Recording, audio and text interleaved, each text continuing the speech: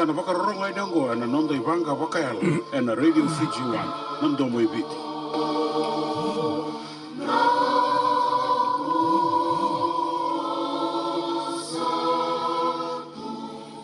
Koni sa kinta bagi tugani na turanga na maramambali ni vindal ni utambu ene sana itinga vai na nonda vanua ne adatali ni nonda turanga go Jesu Kristo.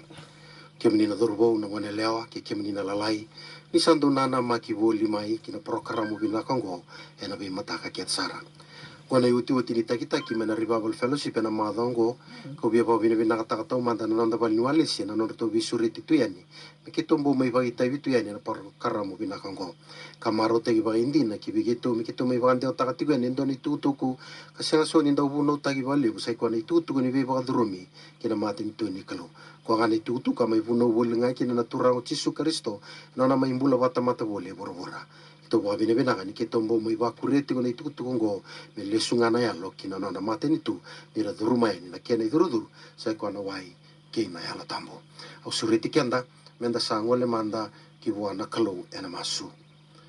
Sa baka bina kana lo ki mami ki biki menina ni mami kalo ena buku ni nomini lolo masoli wale tunga marau tagi tuki na nambula na bisinga. Ina bali na mataka bina ni kuwa ki ira warong tikumai ena buku ni nomini be bakarau taki ena nomini bosa. Ni vangka tagi ki mami ena ndina ni nomini bosa ki mami kalo ngata kina. Mami masu ena ada Jesu na ni mami turanga kai bambula. Amen. Sana mai whakatapari tika ina mataka ina ina ULUTAGA ni YALO tambu katarai tiku mai ena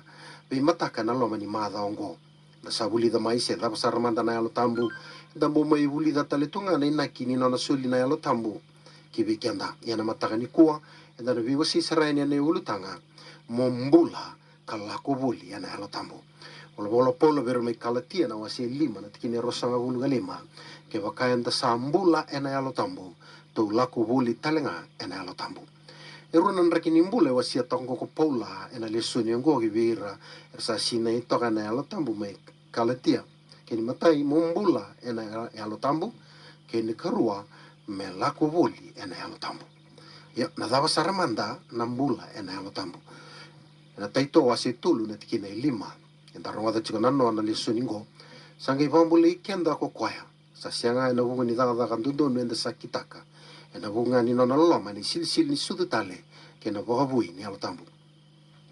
Na sangai bambula ena bunga loma ni kalu ni sil ni sudu tale kena boga bui ni YALO tambu. Na rede kena nana bi bambula ina kalu ena wai kena YALO tambu menda boga durumi kina mate ni tu ni kalu. Enda sala ko duruma na durungo enda sangai bambula i YALO ena bunga ni nona YALO tambu. Roma walu tini yo ke basa tiko na loma mundo na Kristo sandi na nga samati na yango na buku ni bala da yan YALO sambula ena buku ni be bakam donui enda sangai bakam bulai ka bakam donui ena nona samai tiko na loma na Kristo seko na YALO tambu inda mbula ena YALO tambu sa keni bale ninda sa baka sina ititu ena YALO tambu kasa liu taki kenda tiko na nona YALO tambu ena kina nona mbula ena bisinga wana e amai wuna wuling agi no Jesu ni tutu ni matin tu ni klo ni ndo no menda zuru kina ka menda mbula rao kina na YALO tambu ni sanga na YALO tambu be kanda keni mbale ni da sember tu ni mbula tiga na YALO tambu kanda mbula wuling ai na nonda waka sama na nonda vuku kena nonda kau wakayango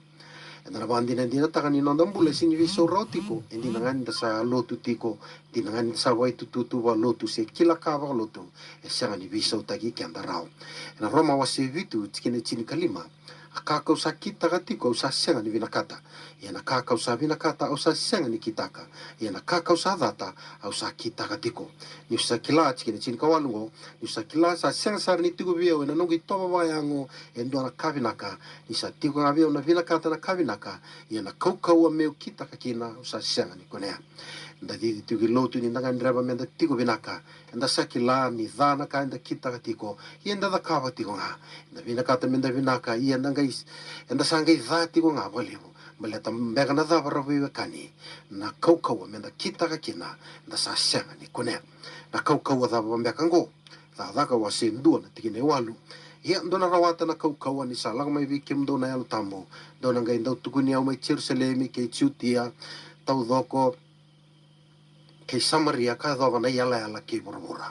na kau saranga ni alo tambo endangan reva menda mbiute kina na kaino don membiu ka tori bagiani na kaya e bagai vola tambo menda tauri baka ni sianga na alo tambo e sianga na kaua menda mbiute tani kina na mbula i vala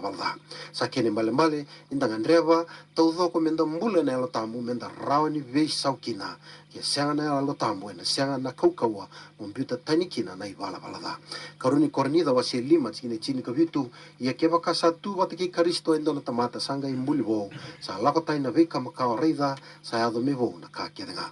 na karisto ena boso vakiriki na kristos sa keni male na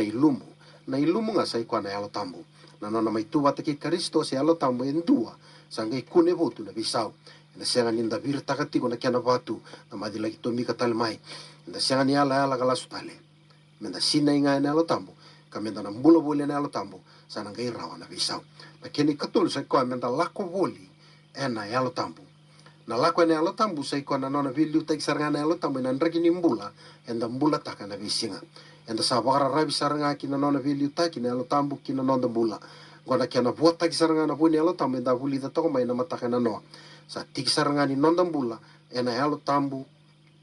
na mbula taka na voni alo tambo ongori na lako voli ena alo tambo kalatia lima chin kaona chin kavitu ya kau saka ando lao voli na alo tambo ndo na siani dhakawa kina na ngandri dhani toba yango ni sabi vala ngandri ni toba yango kena alo tambo asabi vala na alo tambo kena toba yango ya sabi me dhaki kui raongo do sa siang kina dhakawa na vika ando sabi na kata enda kaku ni dhakawa na ngandri dhani toba yango endo dono menda na lago voli na alo tambo sa sianga ninga yanga tale na mbula nga ena alo tambo menda sa lako saranga ena alo tambo ena nona vili utaki na alo tambo menda raoni taro wakina na linganda kena evanda mena nonda dhawi kala menda vakusukusa menda lagi kitaka na ivala da dara deke na ruana wasi ni mbula nda mbula taka voli na tamata keni matai na ngandreva na ivala da kena keni karua menda dhakawa saranga na ivala da ena liu kina nonda bana nanu kai tarava na nonda ngandreva nimbera ningali vai ngata kana ngonda menda taka na ngande da goya nda reda lesu na non te mai wivi meni vakati u wasi tolu ro vital no tio kena ngata sa ngato ngana te vorna vakasa mani ivi ena kami dani vama dali te vor lagi budina kene tolu na matanggali ngandre ivi kene matai sayanga na kau me kakana keni karua sarri vinaka keni katulu sa kau menda vuko kina sanga indondo na lingana betia na voni kau kania kasulia talanga biwatina tiko na loma ni weru ivi kene mbali imbula tika na lo tampu ia elenga ni sianga ni lako voli na alo tambo me rongada na ndoma ni alo tambo me na vasala taki kwaya sa bakaki na wikenda nda vasina iti na alo tambo gambula tiga na alo tambo sa ruimbi imbi menda sa lako voli na alo tambo me liuta ki kenda e nonda vindraki ni mbula to do sara senda tigo na bona ni daka senda tigo na songo vaka kani senda bona da vende tiu kina menda sa vaka liu da saranga na alo tambo e na nonda mbula ma viu lima chini ka ono me dhondre bakaki na nomdo rama na matandra tamata me reida na nomdo ivala vinaka ka vaka rogorota kana tamondo sa tiko mai lo malangi e feso vandua kongo ko sama suti kimdo kino eu sa vestu ena vuni turanga ndo yeti kone bala sakili kene tutu ndo sa kadibikina sabani ni vinaka tuyani ni sa vanga ta kisarva vinaka ene ULUTAGA enda mai viwa sitok kina na madongo me dava na ngauna ena vakarutaki menda mai virongo dindo mutalikina na ve mataka vango ena paroka ramu vinaka ngo ni kalonga te tigo na lewi viti kere wana kalome na ngai vakalunga taka na nona vosa ka vakalunga te kenda vate tiko ena singe nei ndai vina walevu emeni